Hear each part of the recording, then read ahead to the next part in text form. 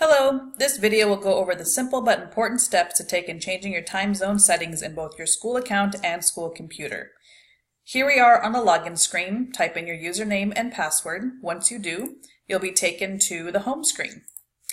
This is a generic student account, so this is what it will look like when you're making the changes as well. Come over to the left side and click Classes.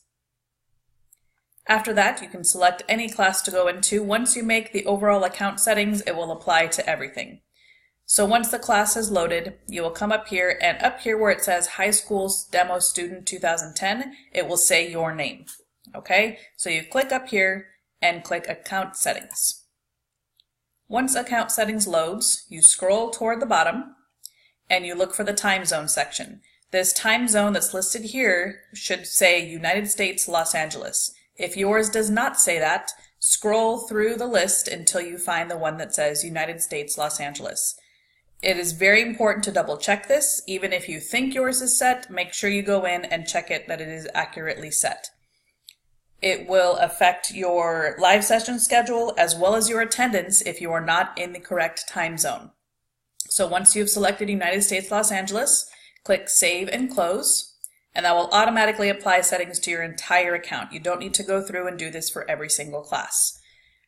Now, going down to make sure that your computer is also set to the correct time zone as well. In the bottom right-hand corner, you should see the time and date. If it is not the correct time and date to the Pacific time zone, click the clock, click Change Time and Date Settings, and here it will show what time zone your computer is currently set to.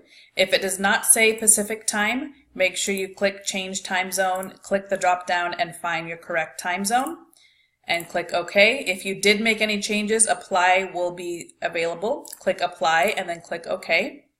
Now your computer and your account is completely set to the correct time zone. Again, this is very important to your live session schedule as well as your attendance to make sure that both of these are in the accurate time zone. If you have any further questions, please reach out to your academic advisor.